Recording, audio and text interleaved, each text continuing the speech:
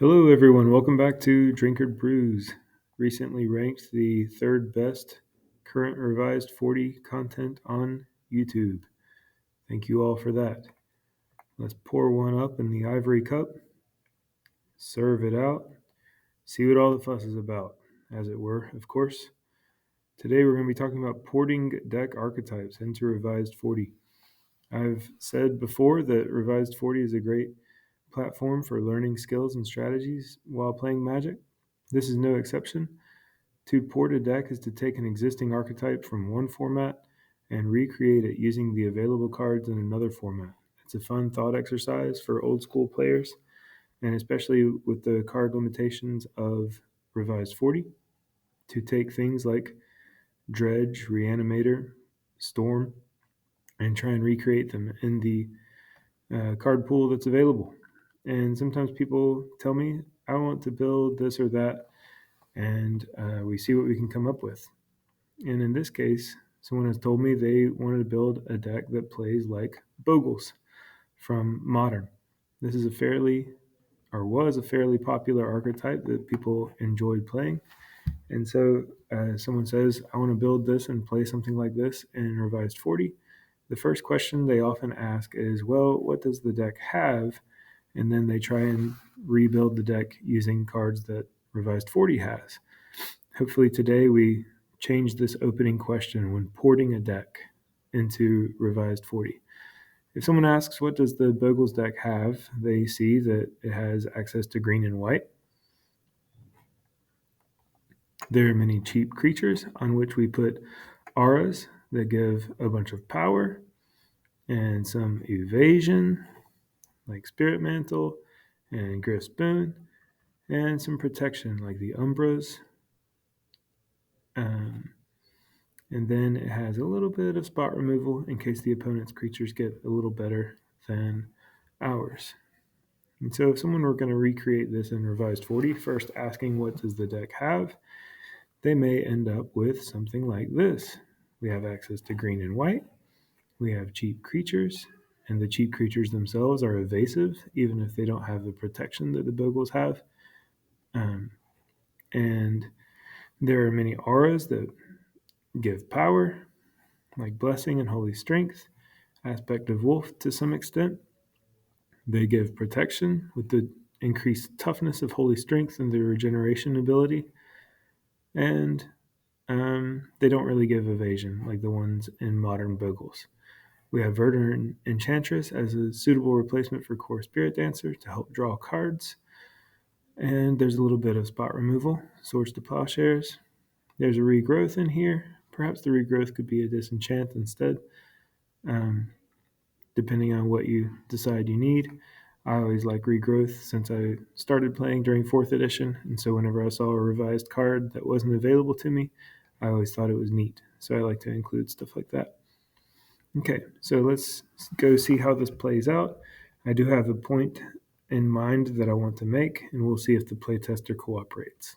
And so here's our opening hand, playtesting this deck on Architect, which I find to be a pretty good place to go Goldfish. It's turn 1. We'll assume we're on the play. We have a creature, we have lands, we have auras. So that looks like an ideal hand. This is what we want to play. We'll play out our script sprites and go to turn 2, draw a card, and play Holy Strength on our script sprites and attack for 2. It's the best we can do.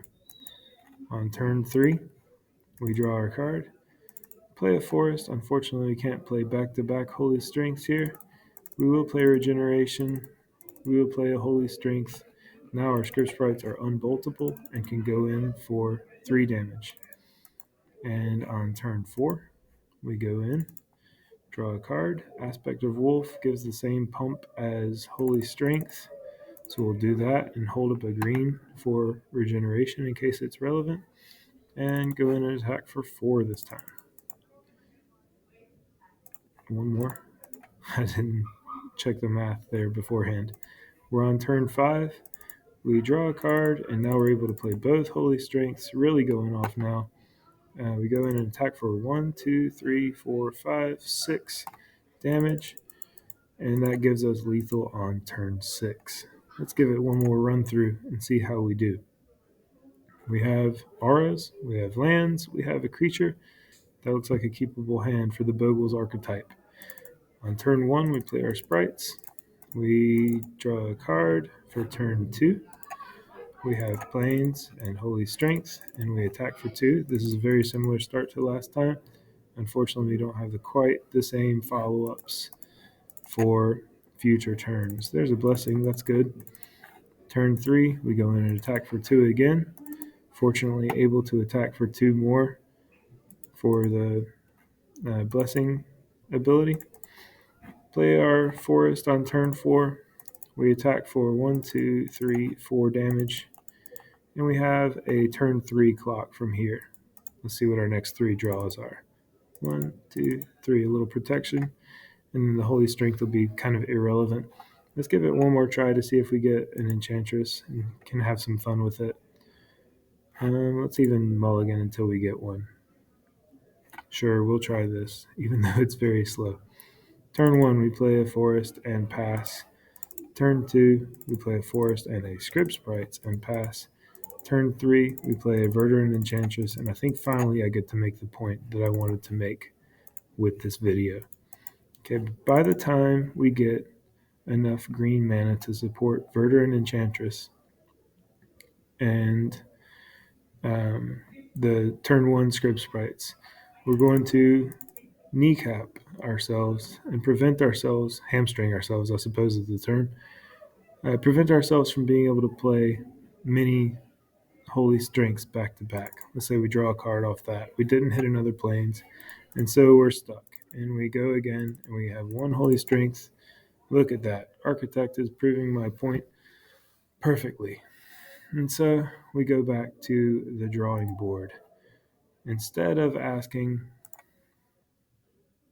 what does a deck have when we port into Revised 40? I think it is better for us to ask, what does the deck do? And so now instead of looking at colors, green and white, we find out that the deck plays mostly invulnerable creatures very quickly. And I say mostly invulnerable because Modern does have removal that gets rid of Gladecover Scout and Slippery Bogle, whether Liliana of the Veil or a way to get rid of the hexproof and then use targeted removal. And it boosts the power of those creatures with auras to finish the game before an opponent would be able to interact or otherwise beat them. And if we go from this standpoint, then instead of building something green and white, we figure out, okay, how can we play mostly invulnerable creatures fast and then have good power boosting with auras? To figure out what creatures are going to be mostly invulnerable to removal, we look at the removal that is available in Revised 40. Most of it is damage based. This top row all depends on being able to deal enough damage to the creature depending on its toughness. We have a card that is dependent on the creature being non-black and non-artifact. We have a white removal spell, and then we have 2 removal spells that are difficult for us to prevent, but at least Unsummon lets us replay the creature, and Paralyze lets us pay mana to untap the creature. So, what creatures dodge most of this removal? Creatures with protection from white, and creatures with a large amount of toughness, and artifacts and black creatures. So that leads me to believe that something like this will effectively mimic the playstyle of Bogles. I've recreated this in using summer only cards because why not? If anybody wants to sell me this deck in summer, I'll gladly give you double what Archetypes says it is worth. I feel like I keep mispronouncing Architect. Pardon me on that one. And so, okay, our game plan is going to be to play a turn 1 Swamp, Dark Ritual, and then have 3 mana to play Raiders, Unholy Strength, and have at least 4 power on turn 2.